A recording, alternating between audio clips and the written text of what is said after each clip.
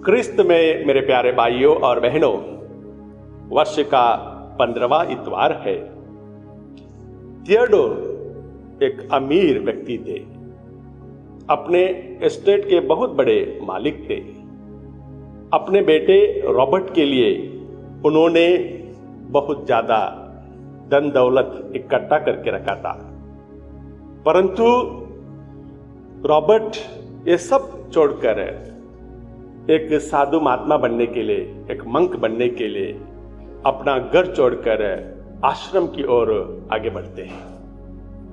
उस दिन थियोडोर को बड़ा दुख लगा था और बहुत गुस्सा भी था।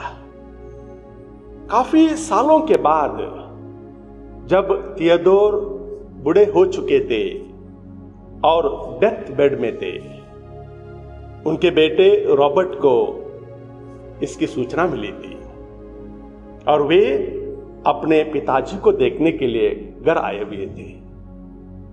बेटे को देखकर थियोडोर खुश हो जाते हैं।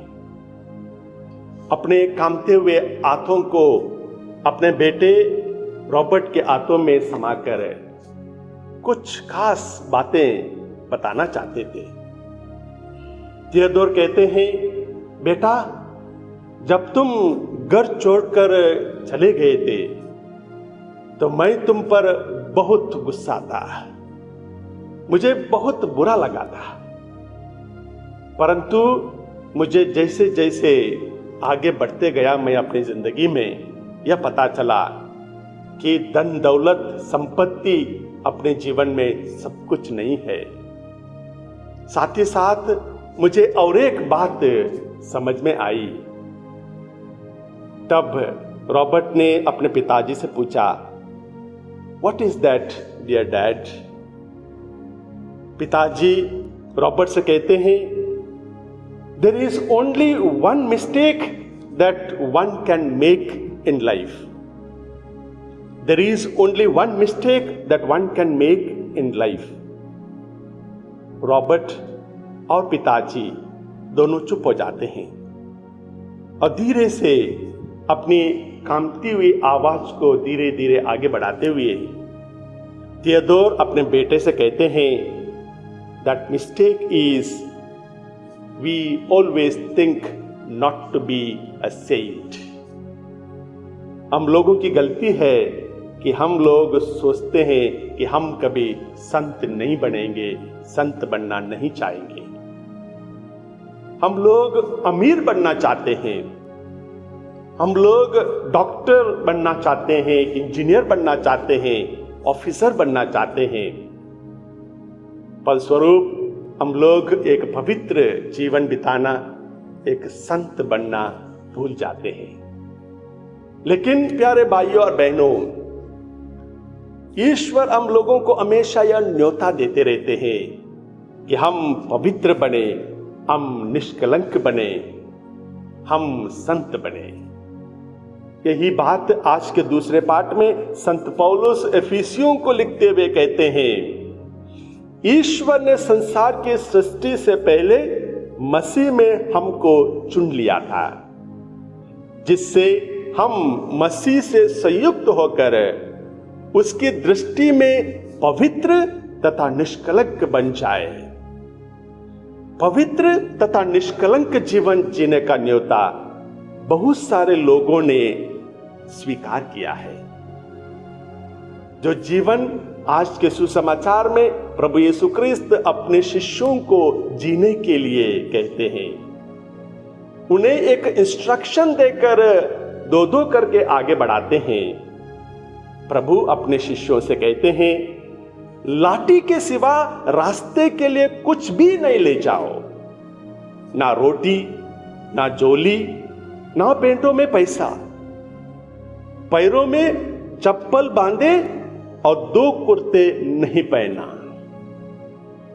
प्यारे भाइयों और बहनों, आसिसी के संत फ्रांसिस इटली के एक अमीर परिवार से हैं। अपने टीनेज में दोस्तों के साथ उन्होंने खूब मस्ती की थी, खूब पैसे उड़ाए थे और उन्होंने सन 1202 में जब असीसी और पैराग्वे के बीच युद्ध शुरू हुआ था, उस युद्ध में उन्होंने भाग लिया था। फलस्वरूप उन्हें 1 साल बंदी बनाकर रखा गया था। उसके बाद उन्हें और 1 साल लगा अपना स्वास्थ्य को ठीक करने में। उस दौरान असीसी के संत फ्रांसिस अपनी सोच को बदल देते हैं, जिंदगी के लिए एक नया मोड़ ले आते हैं, अमीरी छोड़ देते हैं, गरीबी को गले लगते हैं और एक हर्मिट बनकर लोगों की सेवा करने के लिए आगे बढ़ते हैं। बाइबल के तमाम कोटेशनों से प्रभावित हो जाते हैं, जैसा कि whatever we do for the least person, we do for Jesus। और वे आगे बढ़कर एक बहुत बड़े प्रचारक बन जाते हैं, गरीबों की सेवा करते करते एक महान संत बन जाते हैं। दूसरा पॉइंट है प्यारे भाइयों और बहनों, प्रभु का अनुसरण करना उतना आसान नहीं है। प्रभु की बातों को, प्रभु के सुसमाचारों को सब लोग आसानी से नहीं सुनते हैं।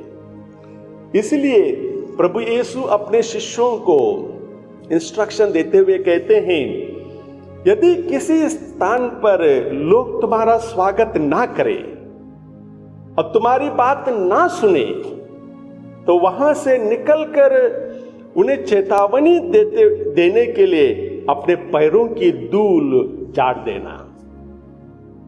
इसलिए हमें असफलता पर निराश होने की जरूरत नहीं है। हमें अपने पैरों की धूल झाड़कर आगे बढ़ने की जरूरत है। हमें अपने पैरों की धूल झाड़कर आगे बढ़ने की पूरी कोशिश करना चाहिए। फेलियर जिंदगी का एक हिस्सा है। थियोडोर रोजवेल्ट कहते हैं, The only one who never makes a mistake is the one who never does anything।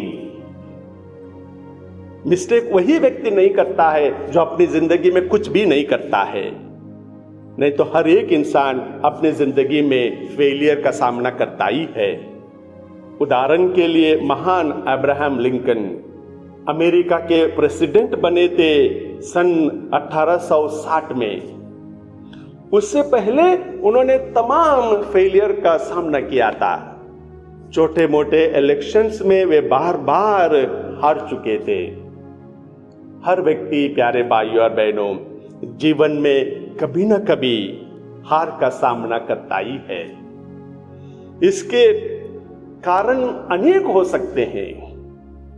हो सकता है आलस्यपन का जीवन, हो सकता है हम लोग घमंडी हैं, हो सकता है हम लोग अहंकारी हैं, हो सकता है हम लोग रिस्क लेने से डरते हैं, हो सकता है बहुत जल्दी हम लोग हार मान लेते हैं, हो सकता है ईश्वर की वाणी पर हम लोग ज्यादा विश्वास नहीं करते हो सकता है बीमारी के वजह से हम लोग असफलता का सामना करते हो। परंतु प्यारे भाइयों और बहनों, प्रभु यीशु आज हम लोगों को न्योता देते हैं कि हमें उनका मिशन कार्य को आगे बढ़ाना है, रेस्पॉन्सिबिलिटीज को लेना है। ठीक उसी प्रकार जैसे मूसा ने, जैसे अब्राहम ने और तमाम नबियों ने ईश्वर की वाणी को स्वीकार किया था, बुलावा को स्वीकार किया था और उस रास्ते पर आगे बढ़े थे। जैसा कि आज के पहले पाठ में हम लोग पढ़ते हैं, नबी आमोस पूरे विरोध के बावजूद भी, राजा लोगों का विरोध के बावजूद भी ईश्वर की वाणी को, भविष्यवाणी को आगे बढ़ाते हैं, लोगों को सुनाते हैं। प्यारे भाइयों और बहनों, हमें प्रभु की उस इंस्ट्रक्शन को ध्यान में रखना होगा। असफलता के साथ वहीं रुकना नहीं है, फेलियर के साथ वहीं बैठे रहना नहीं है। प्रभु कहते हैं अपना पैरों की धूल झाड़ दो, आगे बढ़ो। ईश्वर हमारे साथ है।